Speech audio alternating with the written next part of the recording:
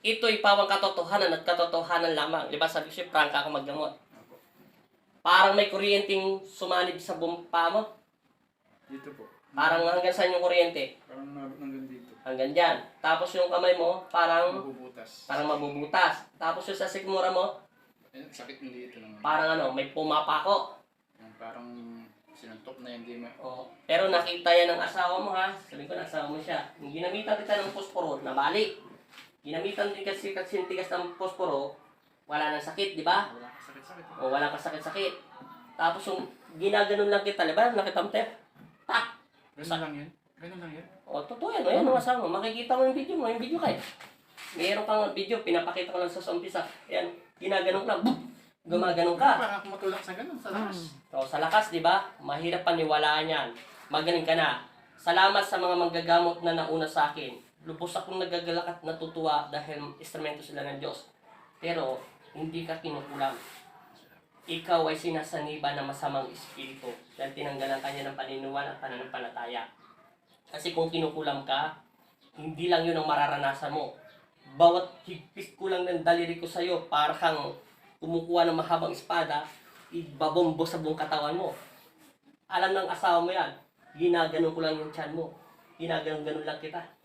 Pero malakas ang ipik sa'yo, di ba? Napakalakas. O, parang may kuryente. Kasi sinabi ko kanina, bigyan ng kuryente. Na kuryente nga. Okay na yan, salamat sa Diyos. Lagi ka magdasal. Yung sinabi ko sa'yo kanina, nagkwentuhan tayo, ipagpatuloy mo lang yun. Salamat din po sa mga nanonood dyan. Salamat, God bless.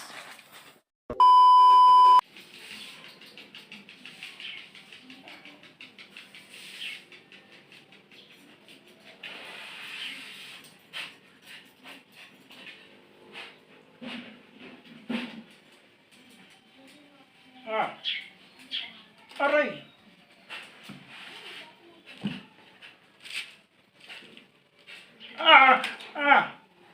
Aray!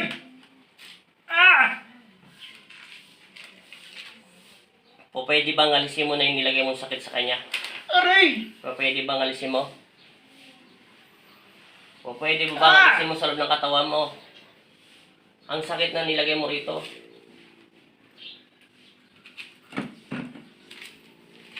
Aray!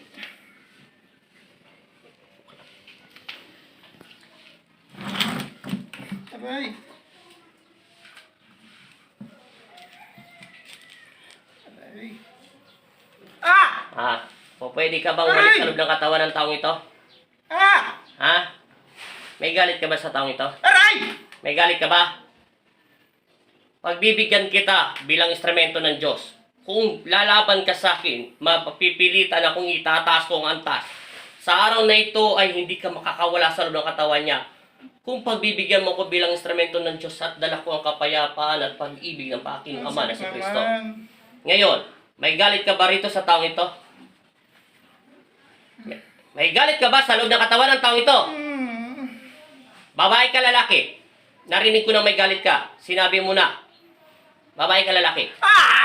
Babae ka lalaki? Subukan mong pakalaman ang kanyang utak kung di pupugutan kita ng hininga na walang tanong. Mamamatay ka sa loob ng katawan niya. Susugatan kita ng 10 beses pa. At ibabalik ko sa iyo na mas matinding sakit sa dibdib niya. Uubusin mo ang pera mo, maniwala ka sa akin. Hanggang hindi ka na mapagaling. Pipilitin kong gawin to kung kinakailangan. May galit ka ba sa loob ng katawan ng taong ito? Isang tanong, isang sagot. Sa pangalan ni Jesus. Sa pangalan ng Ama. Ng Anak. May galit ka ba sa katawan ng taong ito? Wala po marami sagot eh. Sige. Ayaw mo pa't nagsisinungaling ka. Kahit nasa loob ka ng katawan niya, hindi init ang palito ng gano'ng kabilis kung wala ka sa loob ng katawan niya. Sige, kalasin mo yung nilagay mo sa kanya. Linisin mo ang katawan niya. Simula ulo. Tanggalin mo. Alam ko na sa loob ka ng katawan niya. Narinig na kita. Sinabi mo may galit ka sa kanya. Sige, kalas. Pero gusto ko ikaw magbumuka na maigi. Kalasin mo lahat. Simula ulo. Pupersahin kita. Pag hindi ka nagsalita na maayos, sinabi ko sa iyo, dala-dala ko kapayapaan. Sige, kalas. Kalas. Ubusin mo. Ubusin mo. Ubos. Lahat itapon mo.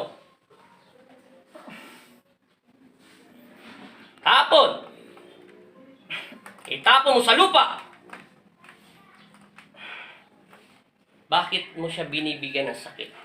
Makikipagkalasin mo hanggang wala akong inuutos na hindi mo titigilan, hindi ka titigil dyan sa kamay mo. Makikipag-usap ako ng bukal sa puso ko na walang alinlangan at takot sa'yo. Pero ang tanong ko lang sa'yo, bakit mo siya binibigyan ng sakit? Anong karapatan at anong kambang kinagagat mo? Bigyan mo ko ng magandang kwento o dahilan sa iyong bibig. May nagagalit ka ba sa taong ito? Sa pangalan ni Jesus, Ah. nagagalit ka ba sa taong ito? Sa pangalan ng Ama. Ah. Amen. Nagagalit ka ba sa taong ito? Sagutin mo yung tanong ko. Nagagalit ka ba o naiingit ka sa kanya? Ayaw mo talaga kausapin. 3 minuto, pinakamahaba hanggang 5 minuto, totodasin kita sa loob ng katawan niya. Maniwala ka sa akin. Hindi na kita pagbibigyan. Nagiging suwail na kayo. Anong kinagagalit mo? Matagal na siya nagdudusa. Kung may 4 na taon na siya may sakit sa katawan, pwedeng kalasin mo. Papakawalan kita pag pinakalas mo. Pag hindi mo kinalas akong kakalas, pero mamamatay ka sa loob ng katawan niya. Kalas. Kalas! Isang papel lang gagamitin ko sa'yo. Maniwala ka sa akin, paliliyabing kita. Kalas. Ubos! Okay. Kalas. Kalas. Lahat. Marami pa. Ubusin mo. Nabali na yung palito. Ubos. Palit tayo. Pagkapalit tayo ng palito. Nabali. Kalas. Aray! Sakit. Ubos. Sakit. Ubos! Huwag mo nang gamitin ang utak niya. Sinabi mo na nga kanina eh. Narinig na nga kita eh. Kalas na kalas. Oh, tingnan mo, nandiyan ka pa. Bakit ka nasasaktan? Kalas. Dapat di ka nasasaktan.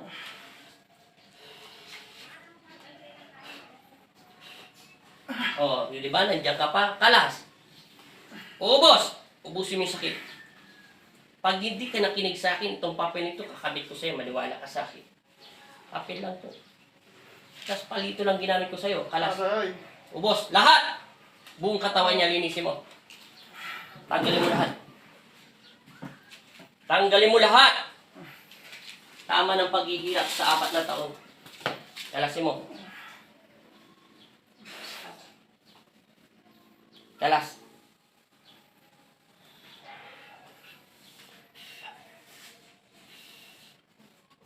Tanggalin mo, 2 kamay. Lahat, kalasin mo. Huwag mong ididilat yung mata niya.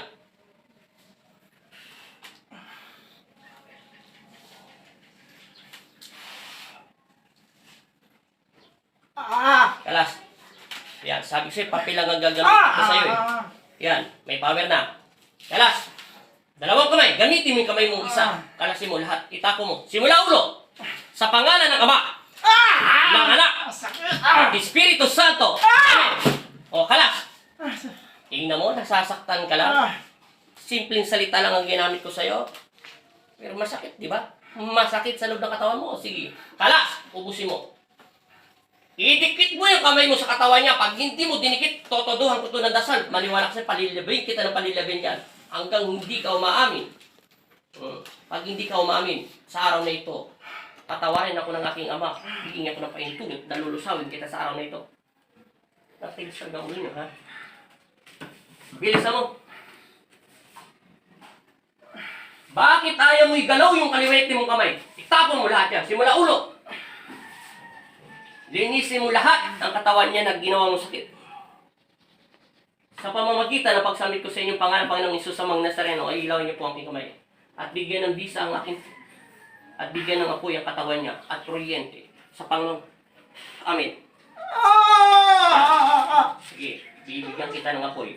Bibigyan kita ulit ng isang kuryente. Magnetiko. Kuryente ng buong katawan.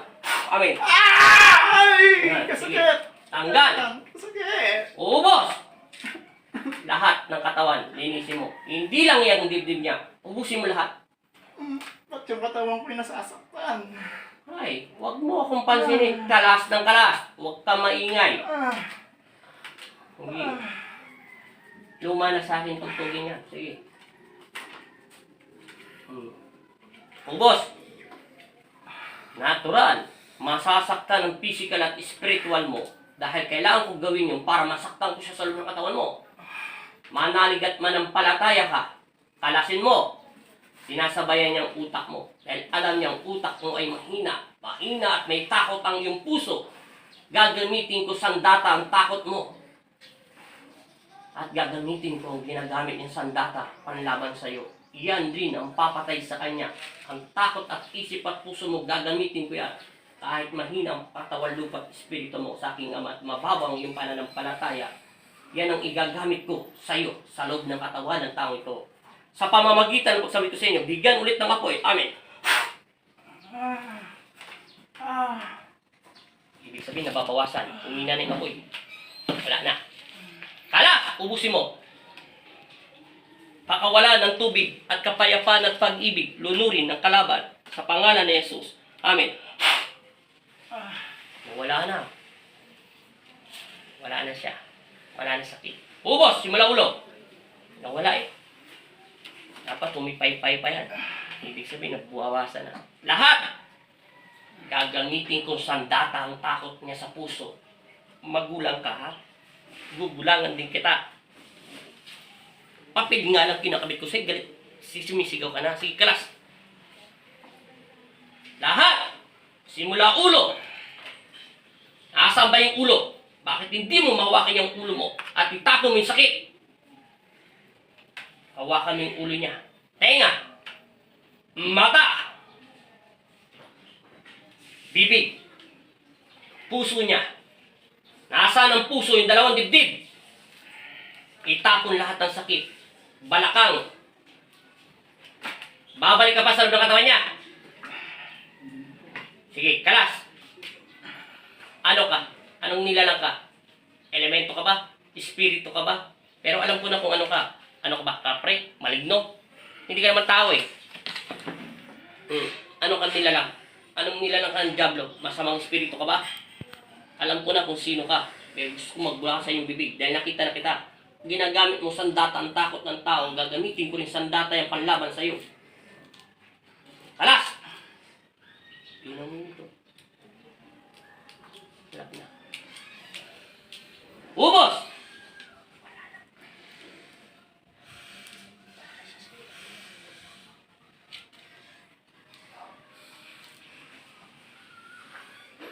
Lahat.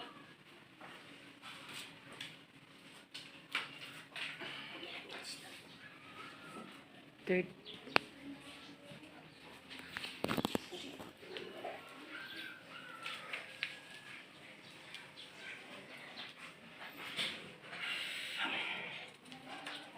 Konti na lang. Huwag ka na babalik sa loob ng katawan niya, ha? Nangangako ka sa Panginoon. Kahit gamitin mo pa utak niya, naririnig kita. Ingot. Alam mo, hindi ka naman taga makakausap eh. Ito yung sinasabi ko minsan sa ibang manggagamot na hindi makausap. Dahil ito yung masamang espiritu. Hindi ito makikipag-usap sa tao.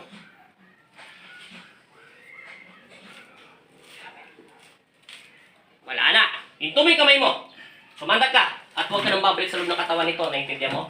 Naiintindihan mo sinasabi ko. Ikaw masamang espiritu sa loob ng katawan ng taong ito. Alam kong nandiyan ka sa loob ng puso niya.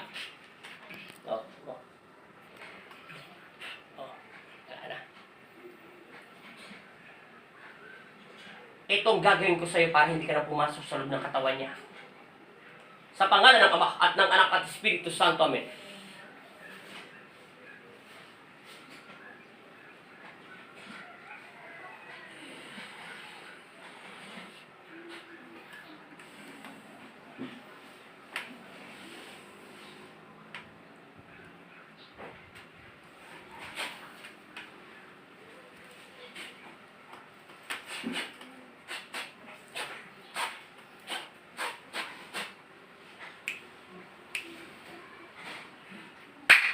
Balik.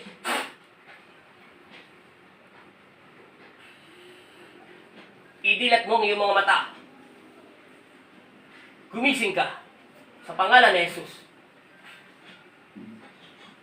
Oh. Dilat ka na. Sabi mo muna in Jesus' name. In Jesus' name. Lakasan mo. In Jesus' name. Sa pangalan ni Jesus. Sa pangalan pangalan ni Jesus. Amen. Amen. O, tingnan mo ha. Dilat mo yung mga mata mo. Mainit. Medyo na. O medyo. Pikit mo yung mga mata mo. Mainit pa rin. Hindi na po siya. O, di ba hindi na? O ito, papel. Ay, wala na. O, di ba? O, di wala na. Pero pa, huwag kang galit. Dapat mo lang ito eh. O. Yung palito, nabali. Kasi laki-lag to ng palito. Pikit. Para ma-demo mo to. Masakit. Hindi na po. Hindi ka Hindi ka tulad kanina. Nabali yung palito. Iso, pikit. Wala ko sinabing dumilat. O, mainit, masakit. Wala po. O, di ba wala na? O. Ibig sabihin, wala na. Pakiramdam mo yung dibdib mo. Dilat mo yung mata mo. Pakiramdam mo, ibig mo sabihin yung masakit na 4 taon mo ng sakit. Pabalik-balik ka sa ibang manggagamot. Salamat sa lahat na naggamot sa iyo. At nagtulungan kami lahat. Ano pakiramdam? Wala na sakit. Sundutin mo. Itutulak lang ng konti yan. Ano? Nawala na yung sakit. Salamat sa Panginoong Nazareno. Ginamit ko lang ang takot ng puso mo. Kasi sabi ko na nga ba, si Satanas yan. Ginatalo ka niya sa emosyonal, physical, lahat. Na takot na naranasan mo, ginamit niya yun. Kaya ginamit ko rin sandata sa kanya yun.